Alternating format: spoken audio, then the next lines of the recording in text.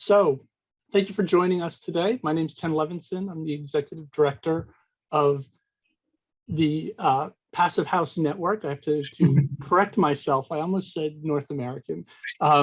We are in the midst of a brand makeover and branding change, and we're doing it step by step. And so welcome to that ride as well. We're super excited to be here today with Beverly Craig, the Senior Program Manager at the Massachusetts Clean Energy Center, to talk about scaling up Passivhaus building in Massachusetts and the ride that they are on, how it came about, what's going on now, and what we see in the future, the policies around it, the incentives and educational offerings, and how it's all been coming together. Beverly has been in the center of the storm and really looking forward to her insights. Briefly, though, before we get to the presentation, just a quick mention about the network. So we are a national Passivhaus network. We're affiliated with the Passivhaus Institute in Darmstadt, Germany, and the International Passivhaus Association. So your membership in the Passivhaus network makes you a member of the International Passivhaus Association. And really, we see our differentiation in this global knowledge sharing, bringing things to regional context and the local applications therewith. We work also closely with the North American Certifier Circle. So with the Passivhaus Institute, there are 12 other independent organizations that are certifying buildings to the International Passivhaus standard. And they work collaboratively as well as us in the Passivhaus network to share knowledge and make better buildings. So we encourage everybody to become a member. I want to make a quick shout out to our sponsors across different aspects of high performance building. If your company is interested in high quality and high performance building, we certainly would love to have you as a sponsor going forward.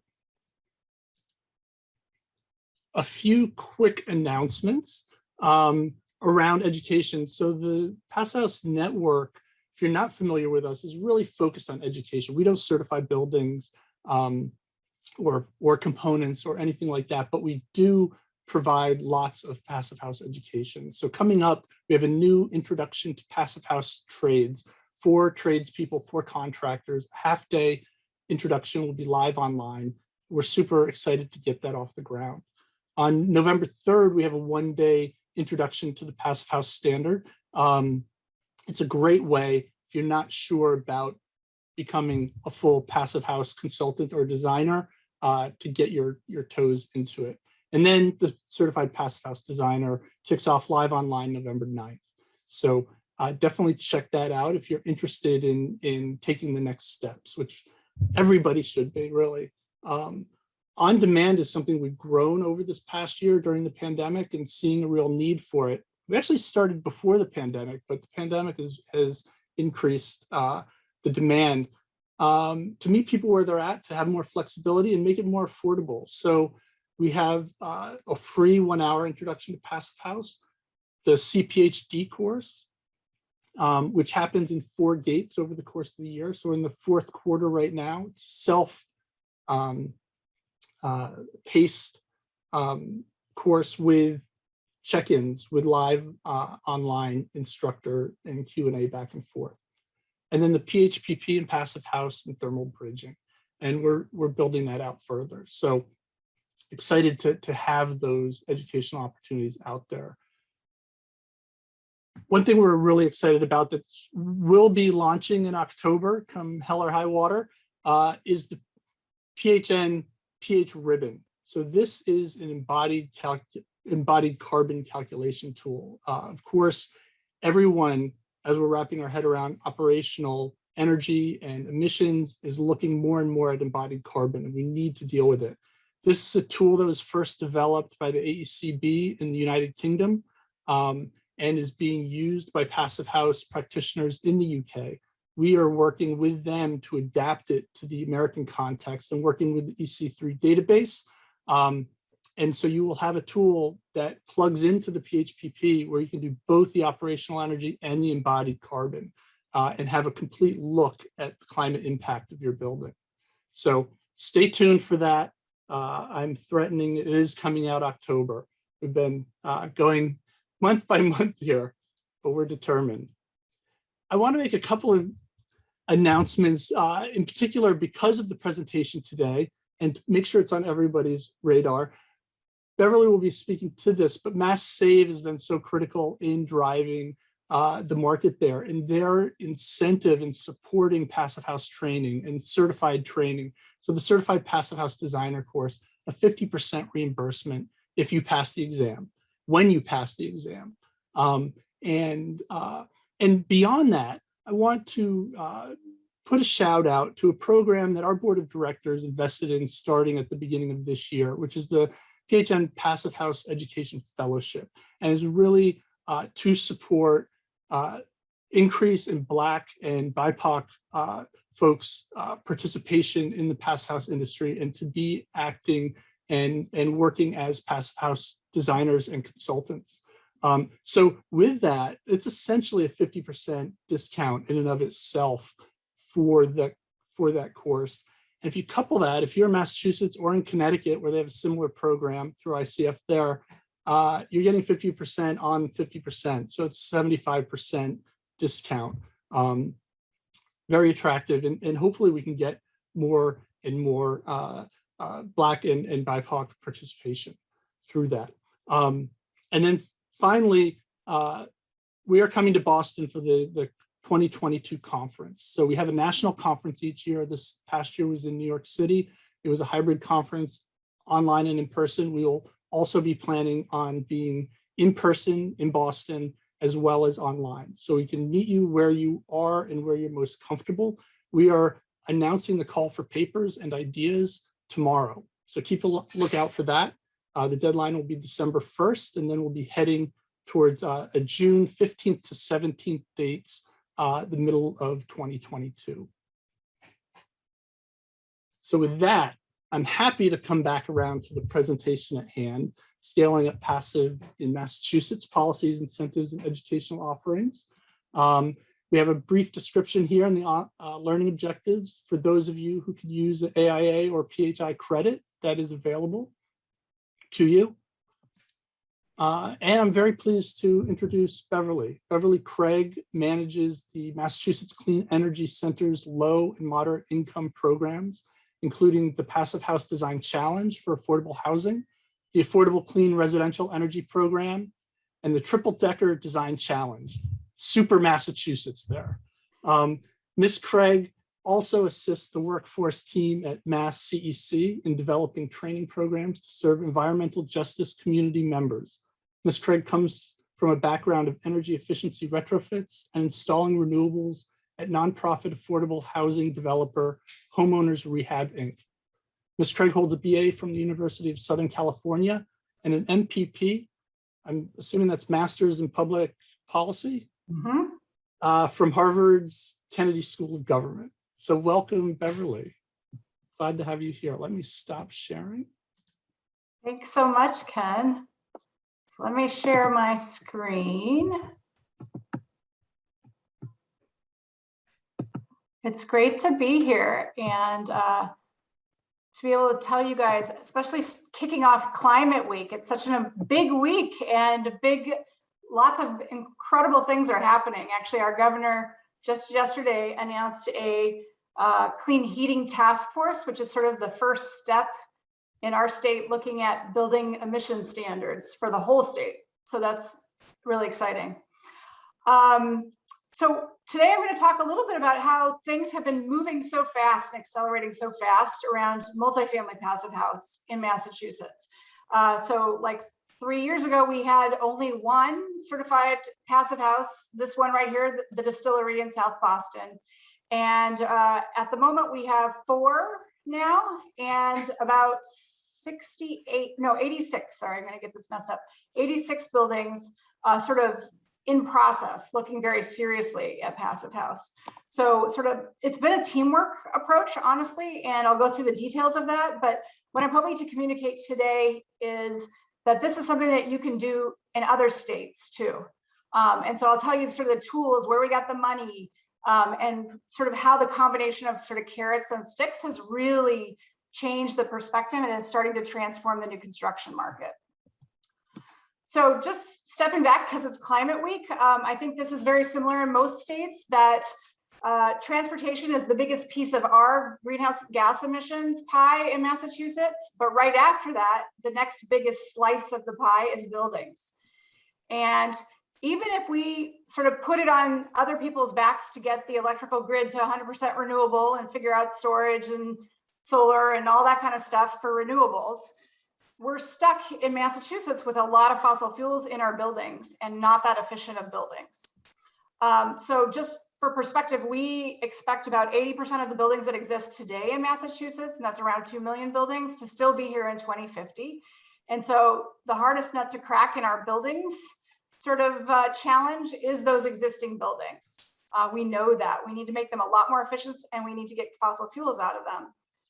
And so we do have a number of initiatives that are starting up around existing buildings and retrofitting to what we think is going to have to be like 2050 future ready.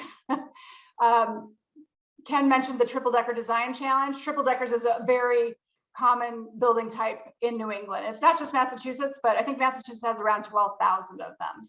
And anybody who's like gone to school in the Boston metro area probably lived in one and realized how uncomfortable they are. So they're often 100 years old, and it's immigrant housing basically. So typically people who worked in factories, the family would buy the home, and like, you know, the cousins would live on the second floor, you lived on the third floor, and you'd rent out the first floor, and it stayed in the family. And this is sort of, I guess I would call it naturally occurring affordable housing in Massachusetts, because a lot of times there's been a lot of deferred maintenance, which also means it's a big opportunity. But today I'm going to mostly focus on new construction. So we do expect around 500,000 new buildings in Massachusetts.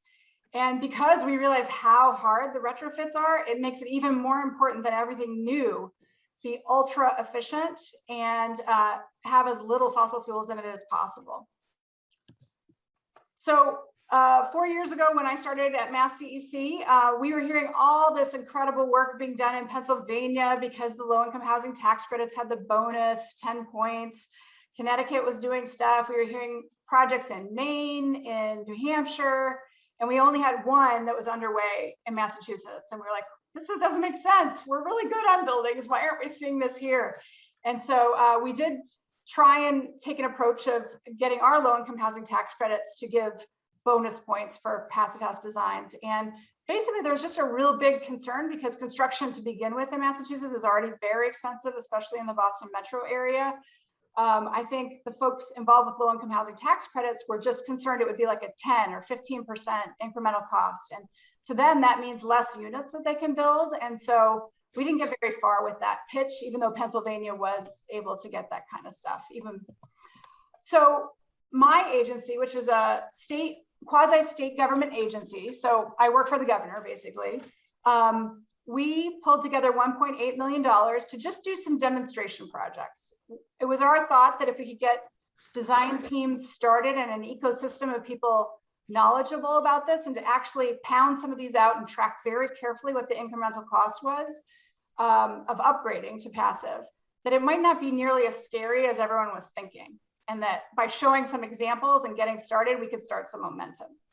And so, so I guess it was August 2018, we launched this program, $1.8 million, up to $4,000 per unit that we would subsidize low-income housing tax credit projects for new construction, give them an extra $4,000 basically to bring their design up to passive house standards and to certify.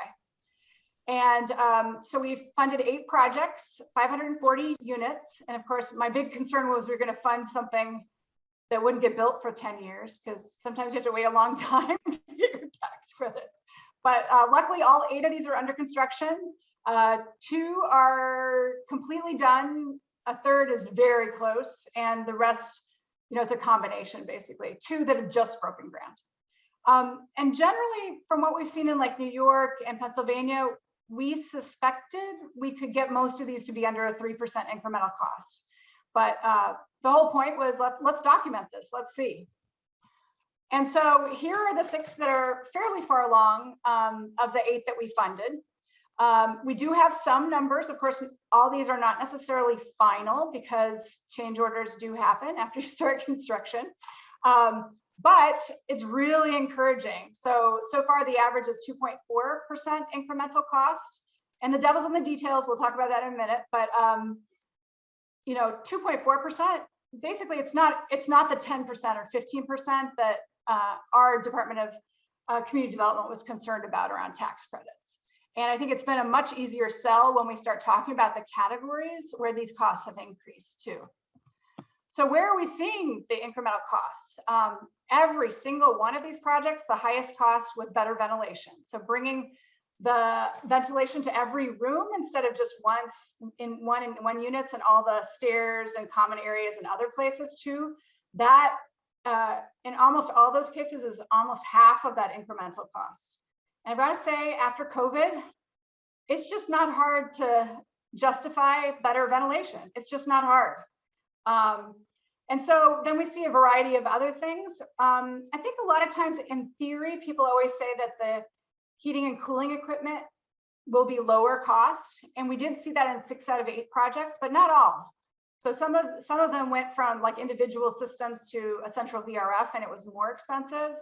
And of course, ideally, a lot of these projects would have liked to have smaller equipment, which is only available in Europe right now. We don't have here yet. So hopefully in the future, some of those costs will come down even more. We did, at least in Massachusetts, our stretch code, we already have continuous exterior insulation that's required, and the size of the buildings that we funded, which are between 30 units and 135 units, we didn't actually see when people went to passive that they had to add a whole lot of extra insulation, either in the roof or the walls. There was one exception that does have a high cost. I'll actually go back to that slide. This one down on the bottom, North Commons, very complicated roof line. That's the reason. So both the air sealing and insulation were much higher than they would have had to do because there's a lot of fussy detail and insulation that you wouldn't normally have to do. And on windows, I expected that to be the highest cost across the board, and it hasn't been. And part of that's that the window options and costs have been coming down quite considerably. And in some cases, general contractors actually show the upgrade as cost neutral. So usually in that case, it's because the triple glazed window has some kind of window extender that slides in real nicely with the exterior continuous, and it gets rid of a very fussy detail that was there with a lot of wood and taping details to get a double glaze to fit in with the exterior continuous. So if you can convince your state somehow, or a foundation or someone, to do this kind of subsidy of a first couple, reward the early movers with some kind of incentive, I highly recommend doing that. 1.8 million really is not that big in a state budget. You could probably do 6 projects, especially if they're smaller scale, right? For not that much money. So if you've got $1 million, you could get a bunch of examples in your state, is sort of what I'm saying. But if you do that and you're tracking these incremental costs, I do want to warn you that the first time you ask, so we gave a very detailed spreadsheet for all of our grantees to have to fill out for what the base case was and what the incremental cost was for the final. People are not careful enough with this, is what I want to sort of warn you about. And this is sort of what I think happened in Connecticut, actually, where they thought that the passive projects that they had were around 10% incremental costs. And I think part of that was they funded a bunch of rehab projects, which I do think incremental costs can be easily 10% in a retrofit. But then they also just sort of relied on the contractors to throw numbers at a lot of different categories. And I'll say in almost every case, people did not do a good job of netting out what kind of consulting fees would have had to be done for green building in general. So of course, the base case matters a lot. If the base case wasn't very high, it can be a higher incremental cost. If the base case was high, maybe it's not as much. And then ventilation. I think 4 of the 8 that I've gotten costs on, the HVAC ventilation, all the ventilation was thrown in as an incremental cost. And that's not appropriate. Like at least our code requires you to have some fresh air in every unit. So you need to net that out. So what I'm just trying to say is you have to be a little careful about the methodology here to be consistent and really push people. Otherwise, you're going to get sort of exaggerated incremental costs. And I do have a couple caveats. So this 2.4 average that we have may not hold for other states. We are lucky in Massachusetts because our base code is very high, our stretch code. And we also were working with a cohort of affordable housing, which our affordable housing are like on the leading edge of green building. So their base case is probably higher than most market rate projects. And then I will say we have not had luck. All 8 of these projects do have central hot water gas. And some of that is because Massachusetts has one of the biggest price differentials between electricity and gas in the nation. So it's just very expensive to go to heat pump gas. And we also just don't have a lot of examples in the state of heat pump central water heaters. Hopefully that's going to be a pilot going forward. But I mean, I think our main conclusion is for a pretty modest incremental cost. And what I hear the GC say is like, this is within contingency. This isn't really a big deal. Like site conditions are probably going to be more than this. Like, yeah, we might have to value engineer something out at the end, but it's like within the range of landscaping and some finishes, right? It's not, we're not talking this is going to kill the whole project. And so shouldn't we value engineer out the things that are more flexible and not going to be there for the life of the whole building, and instead focus on the correct envelope? So 9 months after our incentive got launched, our Mass Save program, which is a real money in the state from the utilities, launched a program that's similar in a lot of ways. And there were a lot of people pushing for this.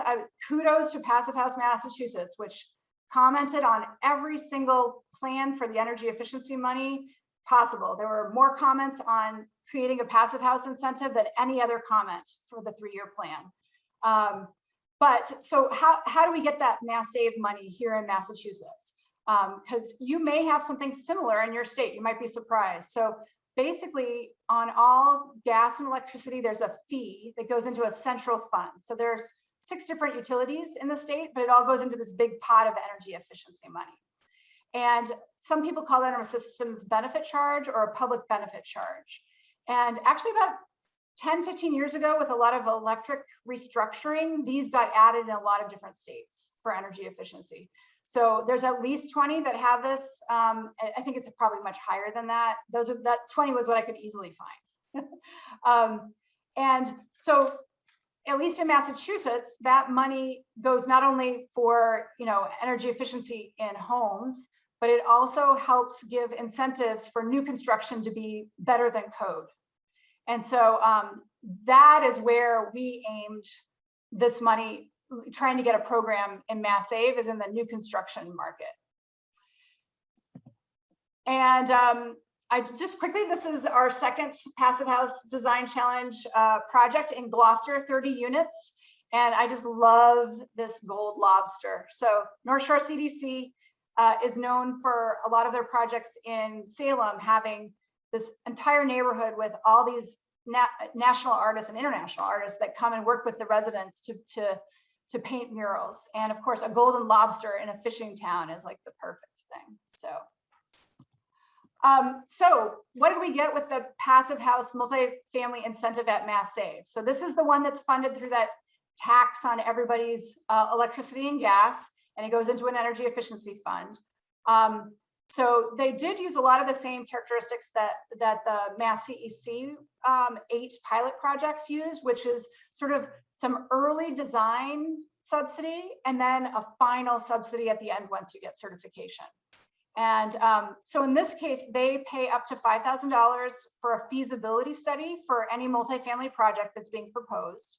And that's a really nice thing. If you're doing already some kind of green charrette, it's basically upping the ante on the energy portion of that design charrette and a lot of advanced, sort of some early modeling really to see what your options are and what's going to have to change from what you were thinking to get to Passivhaus levels.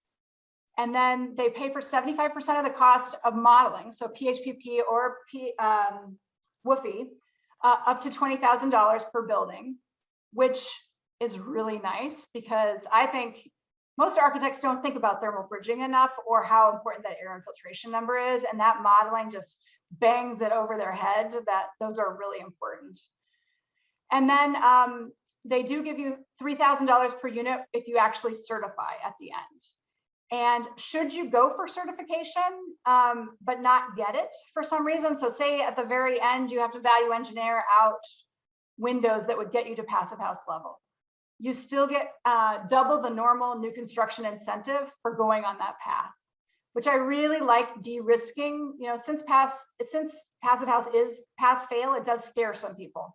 And so being able to have that fallback, I think is a really nice way that Mass Save designed it. And kudos to ICF, because they run this thing really well and talk people through it really well, make it reasonable and useful. And so 86 buildings enrolled, over 5,000 units. So we actually had 102 turn-in applications, but some of those developments with COVID ended up either not going forward, not getting special permits. Sometimes they looked into the feasibility study and just said, we're not going to go this path, and didn't go. So it has gone from 102 to 86, but these are ones that are actually doing the modeling. So they're having to pay some of their own money and do this. And honestly, well, it'll be really interesting to see how many of these actually certify, but I think a good number will. And Ken mentioned that Mass Save has also done a really good job of partnering with Passivhaus Massachusetts on educational offerings. This has been key, absolutely key. You can't throw teams in there not knowing what they're doing. You need people to be educated and learning from the mistakes of others and learning the successful strategies that are out there. So there's a whole bunch of different levels of things, but over 1,600 people have looked at a lot of these online offerings. We did some in-person ones before COVID. And then Ken was alluding to the fact that Mass Save will pay half the cost of you getting certified as a professional if you pass the exam. So far there's already 82 people that have done that. I believe there's at least double that have taken it. We often find that the builder tradesperson ones, the people take the class and then don't ever take the exam, honestly, and don't get the reimbursement. But they, for whatever reason, they don't care. They want the knowledge, not the credential.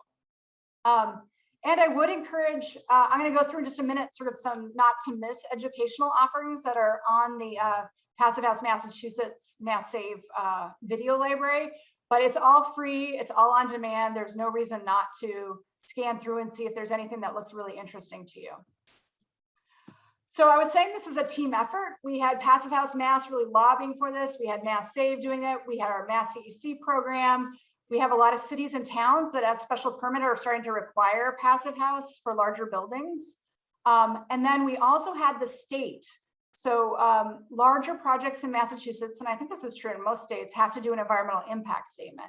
And so we had the Department of Energy Resources looking at those environmental impact statements and really strong arming the owners into seriously considering passive house.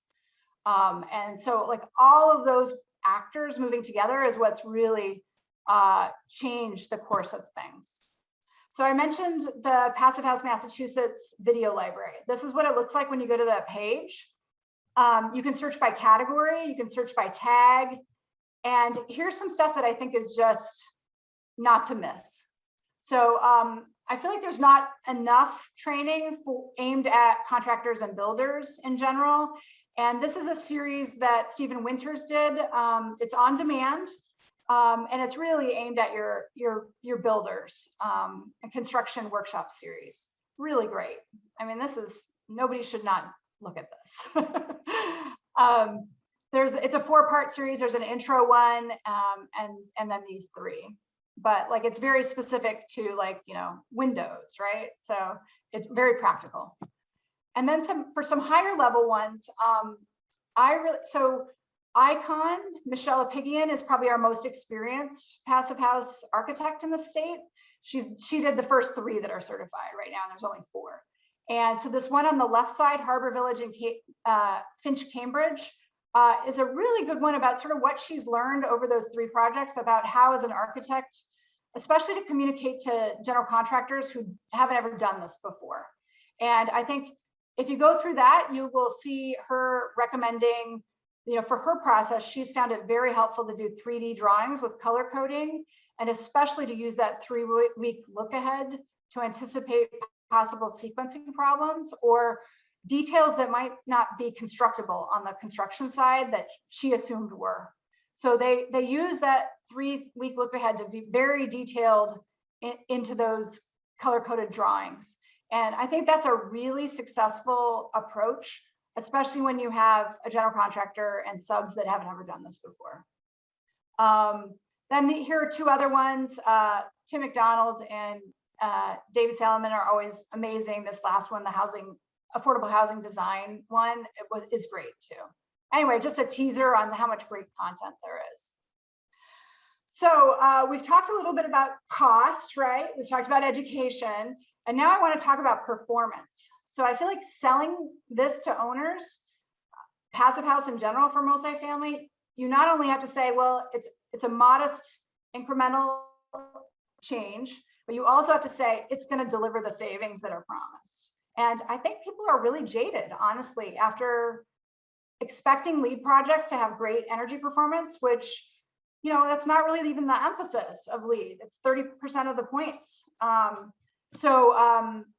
Really showing the demonstrated performance is super important. And I think we as a community need to start pulling this information together and sharing it more often. So in Massachusetts, our first multifamily was a stealth passive house project that Hank Keating of Trinity did 2014, so a long time ago. He had built his own single family passive house farm and knew what he was talking about and basically spec'd it as passive, but didn't tell anyone. So he didn't get any extra money, right?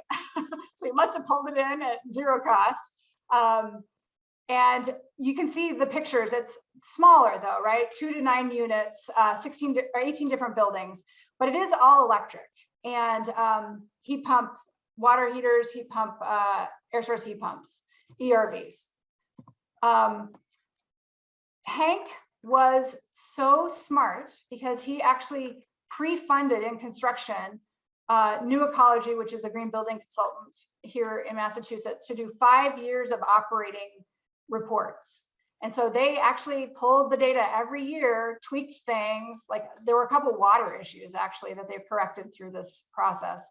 But like this is the best 5 years reports of performance that I've ever seen.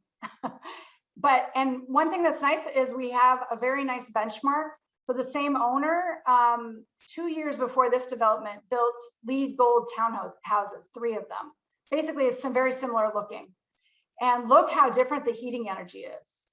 The orange is the LEED ones, and that's 7. And the blues, if you take the median there, it's 78% less heating energy.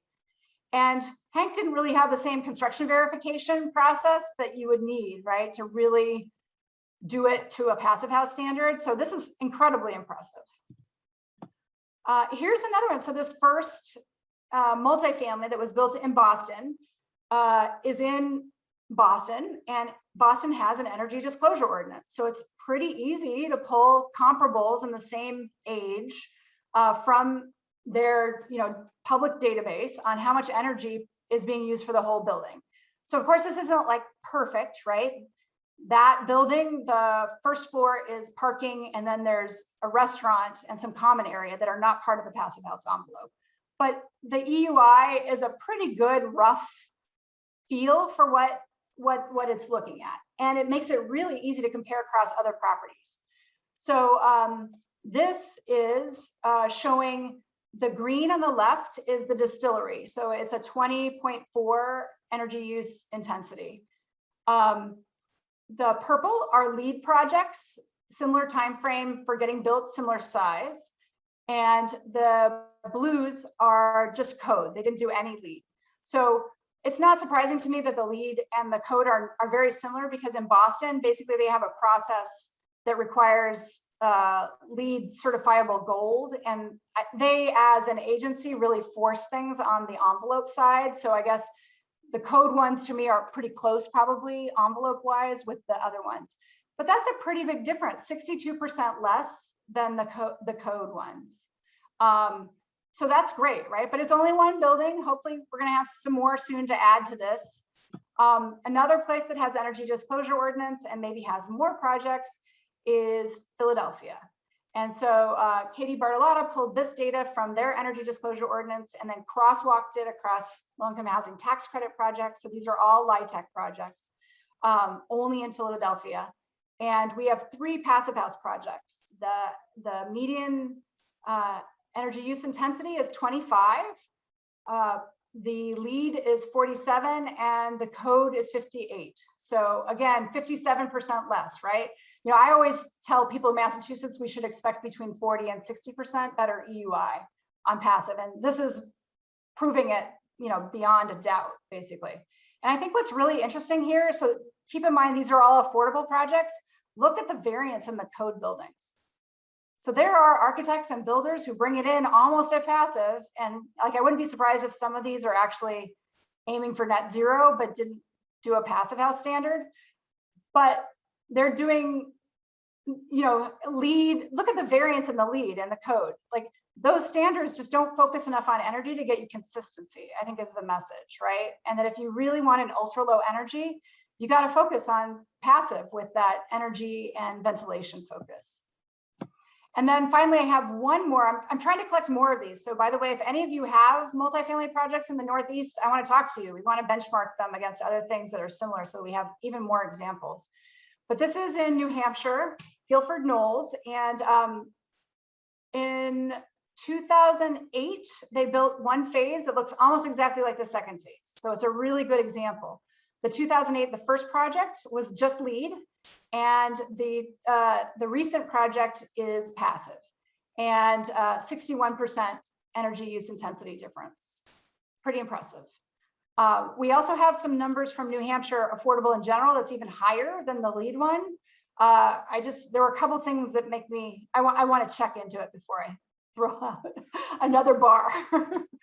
And then, so we talked about like maybe doing a pilot program with just some money to get people doing passive house in a state, and then maybe looking at a systems benefit charge to setting up a more consistent program over a longer period of time.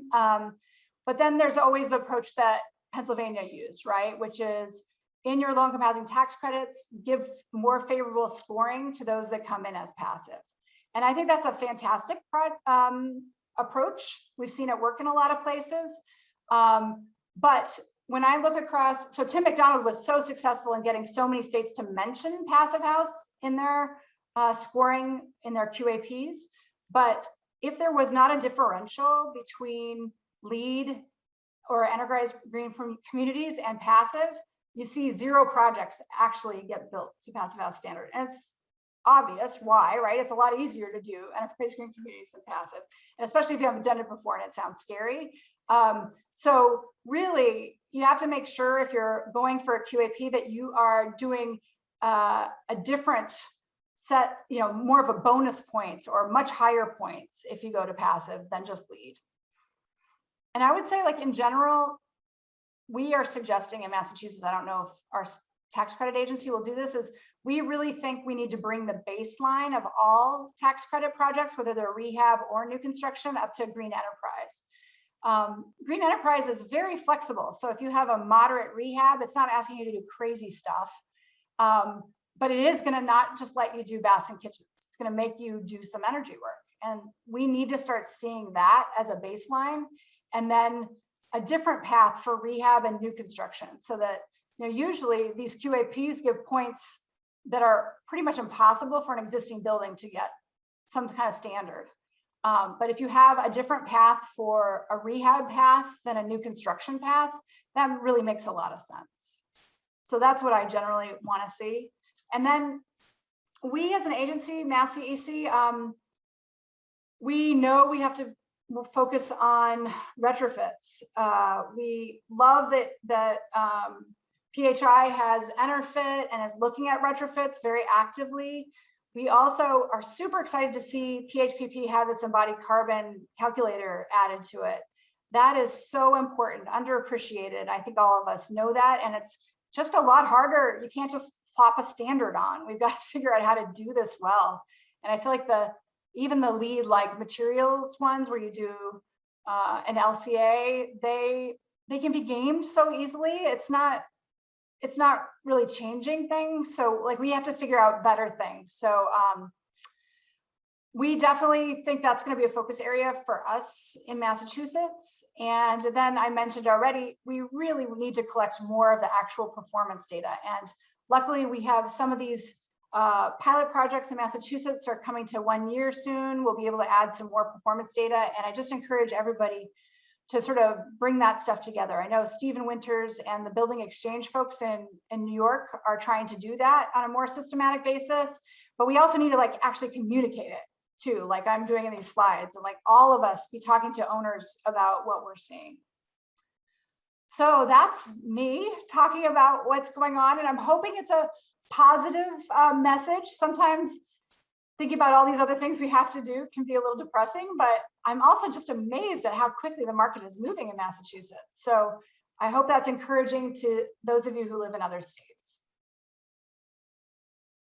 It is incredible. Thank you, Beverly. It's an incredible story. I think there's a lot people could see in being applicable to other states. And I think particularly the struggle of like, how do you get started, right? So I want to encourage everyone to ask questions in the chat if you have them. I've got one here. I've got a bunch of questions myself, so there's no shortage. And happy to have a good discussion here. If there's anything in particular, I'll try to weave it in. I know somebody had asked about training of operations and management of the tenants, and if there has been any thinking about that or headway there. And I was actually wondering if you could consider like a certified O&M training that could get the incentive on top of to make sure that the buildings are operated properly. Yeah, there's a lot of expertise I know out there, and I hope, like I know NYSERDA has been thinking about funding some short videos on operations and management.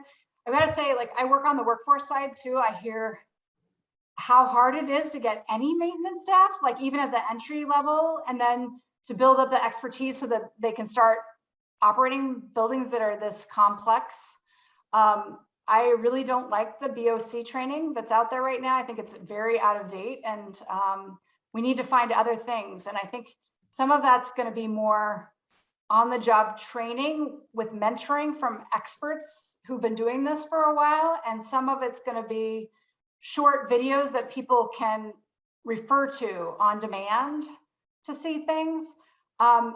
It is challenging. These are complex systems, but I got to say, so are condensing boilers. We have them on gas, generally I found the gas boilers that our Mass Save programs have been putting into low income for years and years and years now. The maintenance staff find it too complicated to figure out the outdoor reset settings. And when they do get a complaint, like things get overridden and they never get set back. So I don't know what we even have for regular technology before you even get into the heat pump world or the balanced ventilation world. It's already pretty complex. So we do need to rethink both how we get new people into that field, how we upskill them, and then how we actually get these to operate. But yeah. I gotta say, like, this is, so the distillery one and the ones in Philadelphia and Guilford Knolls, no one on O&M has been trained specially for those. And we're getting performance that's amazingly better than the other buildings. So it may not be perfect, but I do think it's still way better, right? Right. Yeah. I mean, it does seem like it's a culture of education. It's a culture of training. And so when you're touching these buildings, one would hope, that you're led into the path, whatever your entry point, that you need to uptrain and meet the building where it's at. I'm curious about the union's role in Massachusetts and Boston in particular, and if any of these buildings have fallen under, and particularly the management of the buildings, and if there's a role for unions in providing training, and what do you see in the future regarding like labor? Well, that's really interesting. I'm not sure. I do not think Massachusetts is nearly as unionized as New York City in particular. I know NYSERDA, they've been running a building operator training program that's fairly extensive for quite a long time. And I know they've had trouble getting the unions on board with what they're trying to do and cooperating. I don't think we have that. You know, maybe in Boston for bigger buildings, commercial buildings. And because Boston does have a greenhouse gas cap for buildings that they're going to be ratcheting down the same way New York City is, I think that could become an issue within those buildings, right? Because you're going to need to not just put in new equipment, you're going to have to really operate it efficiently too to get to those caps. But I don't know, it's definitely something we need to look into more. Right, great. So trying to weave in here, looking back to the incentives and the kind of step-by-step, the pilot program that was initially done, and then looking to institutionalize that and have the funding source through the utilities. You know, I guess my question is, you know, how did you get it kind of off the mark, so to speak? And then do you see ways as we look towards other states or even the federal government, if we're looking at the Biden administration right now, which is threatening to throw all kinds of money at buildings, you know, how do you get those stars to align? Right. Well, I would say there's probably a moment of opportunity right now because most states are getting a huge amount of Recovery Act money, almost more than can be spent. And so that's like a pilot program that like gets some projects doing this is not necessarily a hard lift because it's not a huge amount of money, right? You're not paying for 100% of something. If you could grab $1.5 million to do, you know, 10 projects, I think that would be awesome. Like that was $4,000 per unit, right? So that's doable, and that's a lot of money right there. Buildings has not traditionally been a big part of what our agency does, but I guess we act in Massachusetts as sort of like when nobody else is doing something, we try and step in and try and do creative things. We know we don't have the resources to run a program forever, but we can try out an approach. And if it fails, people know not to scale it up into a huge program. And if it succeeds, they can jump off of it. So I think that's just sort of our function. So it wasn't that hard to pitch it as an idea within our framework. I don't know if other states have something similar. I mean, we are a state agency, basically. So there would usually be an energy agency, I would say, under a governor's office that might be a place that would start something like this. But in terms of how do you find the funds, I think Recovery Act money is really a perfect thing. And even in Massachusetts, I think like Rocky Mountain Institute right now is working on trying to find gap funding for retrofit approaches. So energy sprong kind of stuff. We know the first few are going to be very expensive. So finding gap money for some demonstration projects to bring down the cost. And but I think new is easier and less expensive. So like that's a place to start. So Absolutely. Really interesting comments around the baseline costs and verifying and like what are you measuring against in terms of incremental costs? And I'm curious, like, what did you mentioned being a bit more rigorous and digging in and checking on what the assumptions were. Is there a formalized process around that? Like, what are you doing to make sure that they're not So I mean, it sort of depends on what your purpose is, what you should assume for your baseline, right? Our purpose was to try and convince our tax credit agency that it's not too expensive to do this. And so the baseline was, what was each of those projects going to do before when they applied for tax credit? So in Massachusetts, it often takes 3 rounds before you get funded, right? So half of these projects were at 80% drawings before they got our grant and upgraded. It's pretty easy to show an incremental cost there, right? Because they had it priced when they went in the first time, and they changed a bunch of details and then got a final cost. And I will say, so there is this educational process too. So those projects, at least 2 of them, the GCs had a number And then when passive was mentioned and they started talking to their subs, there was this huge increase all of a sudden. And in all the cases I know of, the certified passive house consultant or the consultant, the green building consultant, came in and did a meeting with the subs that was very specific about which details had changed to sort of demystify, right?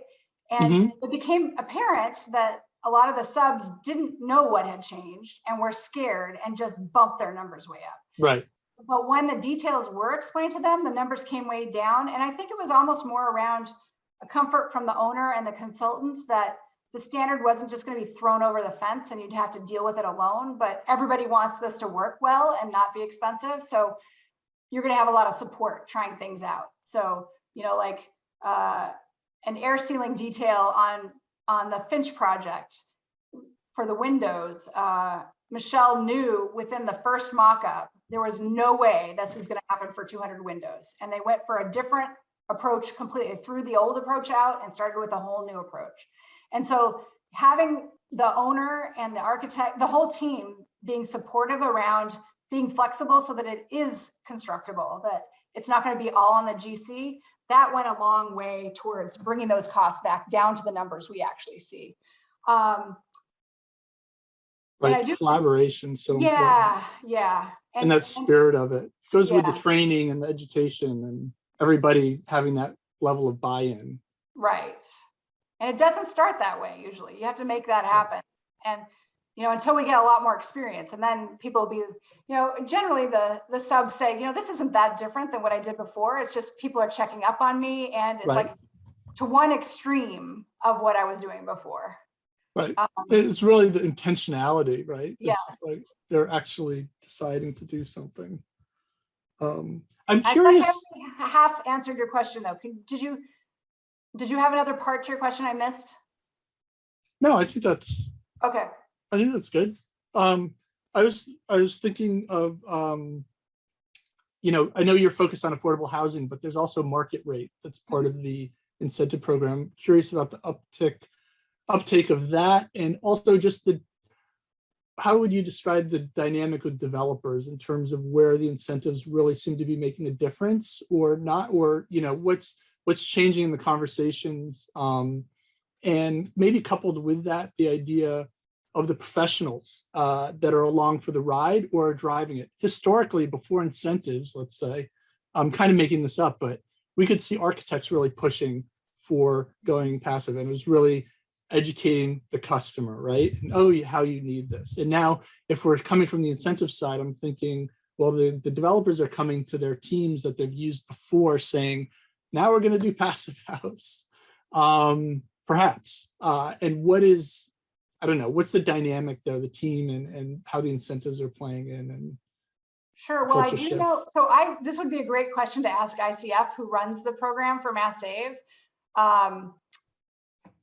I do know about 44% of those 86 buildings are affordable. So it's a big chunk, but certainly not like the majority. And I do know that there are some very big developments. So remember I mentioned the environmental impact statements that the state's been pushing. And at the same time, the cities that those are in have been asking. So like in Newton, for example, there's 5 buildings that the Northland project has committed to doing passive. And there's another 3 that they're probably going to do passive. So that's all one developer, right? And that's all market rate. And part of the thing that happened there was the state was pushing them from the very beginning on going passive. The city, you have to get a 2/3 vote of the common council to get a special permit for anything over 20,000 square feet. And that is way denser than this single family home community is used to, right? Right. So basically the community group, Green Newton, went to the developers 2 years before they came in and started doing the political process and said, you're going to get so much pushback on this density.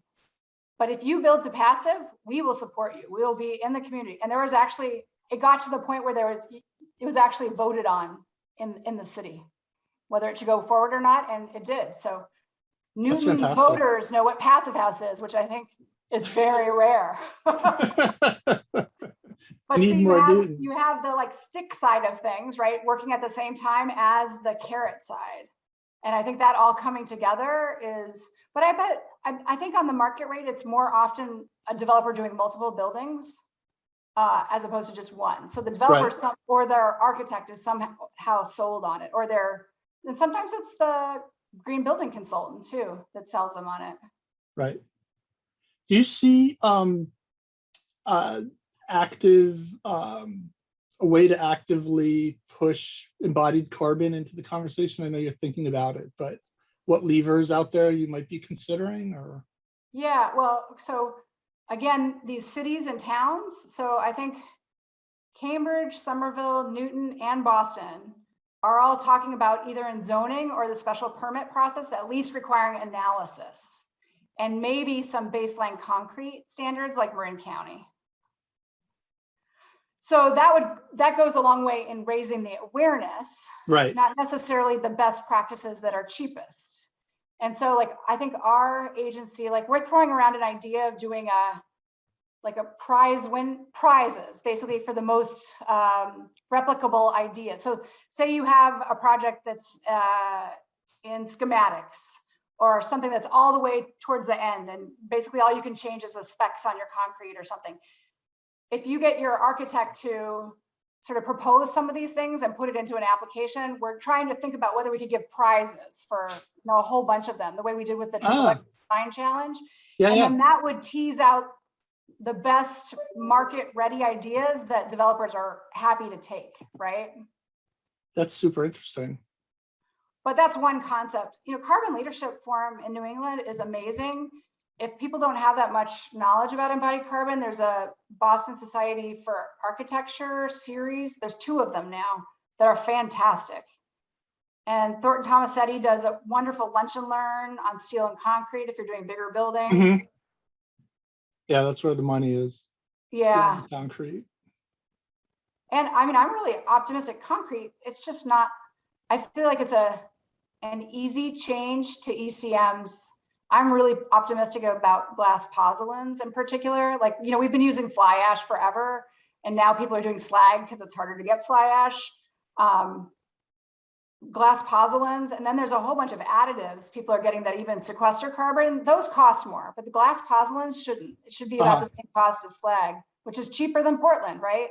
And actually glass pozzolans are much more durable. So when you talk about city DPWs and sidewalks, it'll make sidewalks last a lot longer if they go to glass pozzolan. That's great. That's great. With a few minutes left here, Jay Murdoch, you've thrown like a whole bunch at us here. I'm wondering if you just want to come on and summarize your questions in a question. I don't think I can do it, and especially the acronyms kill me. Okay. Sorry, Ken, for taking up so much space. But all right. Jay's a board member of the Passivhaus network as well. Yeah, great presentation. So I guess my main question is, I'm going to probably get grenades from this from my friends in DC at all the NGOs, but I do perceive the DC-based NGOs continue to roll their eyes at Passivhaus. I consider that an education effort, but they're so critical to advocating on Capitol Hill and the White House and formulating federal policy. So they are the fire hose, they're the pipeline of policies that we're going to start to see in policy. We are seeing right now. Passivhaus is totally orphaned, nowhere to be seen in that. So going forward, you've got a great story with ICF and Mass Saves and the Passivhaus chapter and the design professional. So at some point, I'm looking for ways where you can bring religion to the DC-based NGO. So your thoughts on that? Well, I'm happy to do this anytime. And like I'm on Passivhaus Accelerator all the time talking about this stuff too. So directing people my way to talk at a local chapter, I'd be happy to anytime. I guess I don't think the nation is ready for all tax credit monies to go to passive. Yep. Like Mississippi is just not gonna, so you can't make that the baseline. So like, I really think Enterprise Green Communities is one of those things that we can bring the baseline up to, but then it would be really nice if all QAPs had much higher bonus points if you come, like, so a reward that gets you funding faster. So you don't have to sit on that property as long if you decide to go for this. And yeah, And how about from the incentive side, from the utilities? Like Yeah, so Yeah. the utilities, all on utilities are not equal. On the utilities, there's NARUC, which is a National Association of Regulatory whatever commissions. It's the Public Service Commissions Association. So that's a very, very tight, established, entrenched group. So if we how can Mass Saves crack the door open with NARUC and their peers around the country? Well, we haven't, you know, the only place that I think that has copied us is Connecticut, honestly. Eversource Connecticut has very similar passive house pre-certification or pre-design, the design support. I don't know. You know, ICF does administer a lot of these programs. So hopefully they're talking to people and anybody else who's a consultant for a utility. I mean, I'm happy to share this story, and so is, like, you know, Department of Energy Resources at the state level. Mass Save, maybe they would talk about it. I don't know. They don't have it. They don't get anything out of it, right? Yeah. To share it. So it's good for your brand as a state. That's all. Yeah. So I think the state agencies are a good target place. And, you know, if you know of any conferences where they're interested in stuff like this, like, you know, I'm happy to either go speak myself or have somebody else go speak. We have a whole cadre of people who know this stuff. I'm not the only one. So thank you. Great, thank you. And I think there was a question, I'm trying to find it, around the QAPs and kind of the variable paths or energy scoring between new construction and rehabs. And if there was any further, like, digging into that we could do here, like where we've seen it, or what's happening.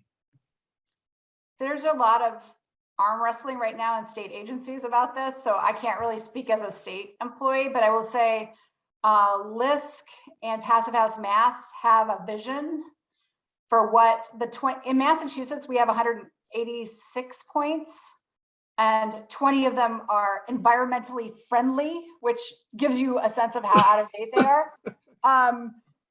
And right now, they just don't make sense for rehabs right now. They don't push rehabs to do anything on energy. It's just baths and kitchens. And so, like, that's, to me, the biggest change that we would like to, and I really want to see those mandatory requirements, because that's probably gonna, and I don't know, different QAPs. So Massachusetts, we're not real transparent about how you score. So I think there are some communities where it's very obvious how you scored, and those environmental design points, energy and environment points, are very clearly laid out how you scored on things. And then I think it's more motivating. I think we're not the best state to look to for that, but LISC and MACDC, which is the Community Development Corporation, and Passivhaus Mass, they can give you sort of what we're recommending here. And I think it's nice. So it has, you know, prerequisites of the enterprise green communities is what they're suggesting. Then you get some points if you do a different cert. So if you do enterprise green communities and you actually certify or lead whatever, you get like 2 points, right? So we have some cities that require leads. So we wanted to give, I think they wanted to suggest some things. And then there's like 10 points that are all energy, right? And so on the new construction path, if you do passive, you get 10. And there's probably an intermediate, I don't remember what it was. And then on the retrofit, you can do HERS ratings that seem achievable, but not everything's going to do that. So, and then the ASHRAE is so out of date. It's hard on the retrofit, right. Like what's reasonable and what's not. Like you want it to be reasonable that people reach in that rehab. Right. But until there's resources like money to fill the gap on a much deeper retrofit, it's sort of a hard sell to go like all the way to EnerFit. Right. So I guess one last question I'll make, and just in terms of looking forward, the reaction of the kind of like powers that be, the utilities, the commissions, the folks that, you know, can stop or start funding. How are they receiving? What's the sense of how they're receiving the progress thus far? And what do you think your crystal ball is telling you in terms of the near future? So Mass Save and the utilities just proposed their next 3-year plan, and they propose to keep it for another 3 years exactly as it is, the incentive program. And I personally think they are really, they're talked about as transforming the new construction market, which, honestly, it's going to take just one failure along the way, and maybe a lot of these will peel off. So we have to be careful about saying that it's transformed. I don't think it's transformed yet, but we're seeing a lot of momentum, which is great. I do think they see this as one of the cheapest way to get savings there, because it's a very defined number and it's a very clear metric that's actually gonna deliver the savings, right? Sometimes they fund a lot of things that don't end up, then they have like an evaluator come in and they say it hasn't been effective, and then they have to switch here. I think it's cheap, right? And they're bigger buildings, so you get a lot of units at once. It's the whole building, as opposed to like, if it's 100 units versus 100 homes, it's very expensive to get in 100 homes, right? So, and retrofitting is just more expensive. So I think they like it as a way to show the DPUs and the state agencies that they're making a lot of progress fast. And they're using site EUI essentially number as? For the evaluations, no. They are very not transparent about how they Well, it seems like such a huge selling point to other areas, right? That you're just, it's a great investment. It pays back multiple. Well, and especially if you start calculating greenhouse gases, right? So our climate law that was passed in the spring requires the state to get to net zero emissions by 2050. Now, everybody, the utilities, the DPU, all the incentive programs, all the regulatory programs have to be in line with hitting the interim targets. And that changes, like the utilities have always done a cost effectiveness test, right? And that it's always meant very shallow. Right. And now if they have to calculate it by greenhouse gas, they have to do deeper stuff. This is an obvious way to do deeper stuff. So I think it's an easy first mover. It doesn't solve our bigger problem, which is existing buildings, but got to start somewhere. Right. Well, this is terrific. Thank you so much. It's such an inspiring and, ongoing real story. It's, you're walking the walk, and it seems, imminently transferable to any number of jurisdictions across the country. And I think, one of the things to tease out is, as you said early on, like, kind of like it was a question about like, well, what took Massachusetts so long to get going, right? Since you've been a leader from the beginning of the sort of green sustainable building movement. And I think there are a lot of other places out there across the country that people are scratching their heads going, what, why hasn't this really taken off? And if we can use this example and insights and connections to kick some of those over the edge, it could really get things moving. Certainly hope so. Yeah, me too.